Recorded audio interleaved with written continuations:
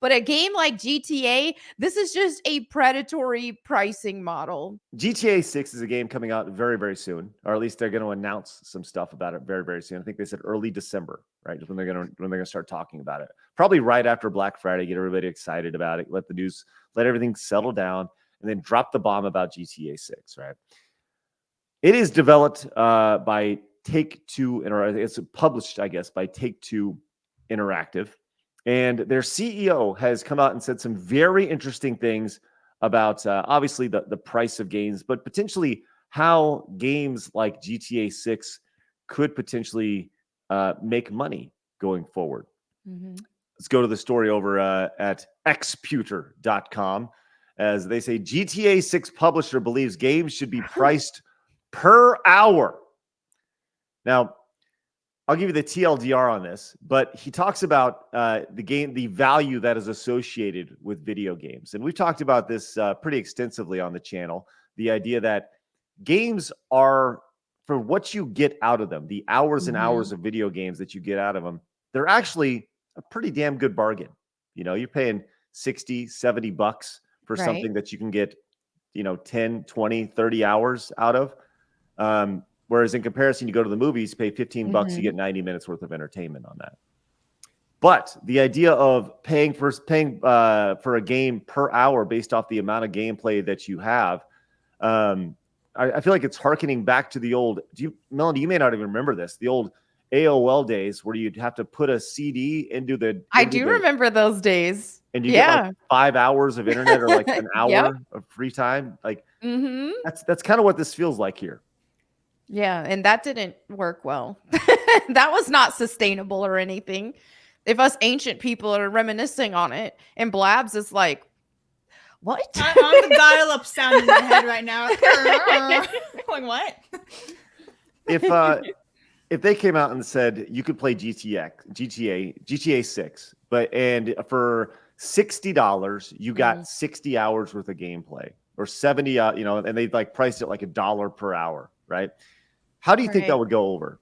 Not well. It's just absurd because a game like GTA, there is so much that you can do in it. And so this is a game that this is a franchise that people pour a ton of hours and time into. So, it's one thing if it was a quick little, here's a quick little campaign and you could probably play it pretty cheaply and not want to have to revisit it or anything like that. But a game like GTA, this is just a predatory pricing model. No other way around it. It's interesting because when you look at some people, they played, let's just say they charge $1 an hour, right?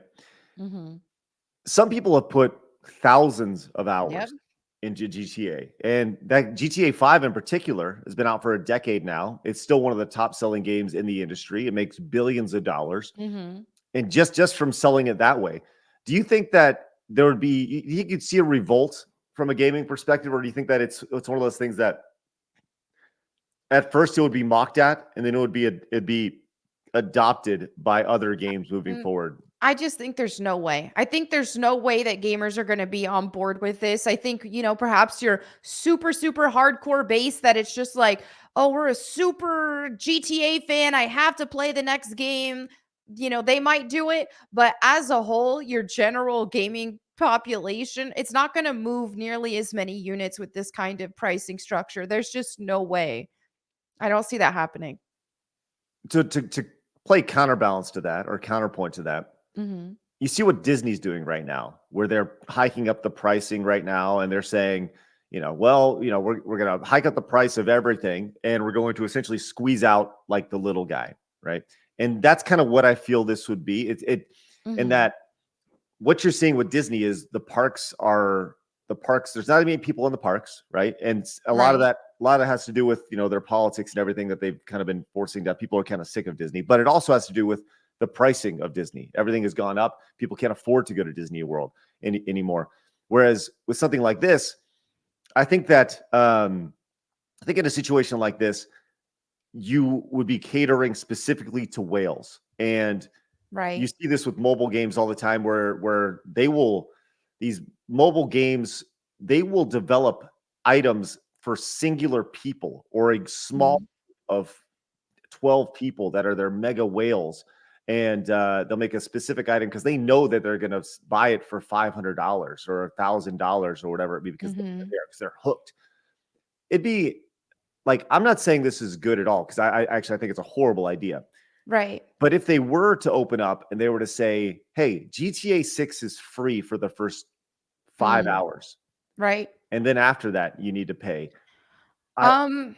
Now there is a mobile gaming structure that is kind of similar to this. Instead, it's just like, okay, you have an hour daily that you can play for free, but then if you buy these tokens, then you can extend your play time. So if they really wanted to kind of try to a similar model to that, I suppose maybe they could get some sort of an audience with it because it does work for some reason for some of these mobile games. I really don't think it would go over well impression wise with the majority, at least at first. I think it's retarded, but I also think it's retarded that people are paying for mobile games like that. So who knows at this point? You're muted, Craig.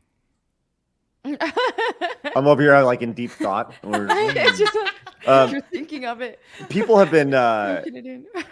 people have been, they complain about microtransactions, right? And when it comes to video games, but the reality is that video games, they've been a microtransaction industry literally from the start. When arcade games came out, it was all built around a quarter at a time. You can play this game for 3 minutes at a time, or for 90 seconds at a time for only 25 cents. And I almost think that this would be kind of an arcade style monetization structure. And when you look back at those games from the 80s that generated,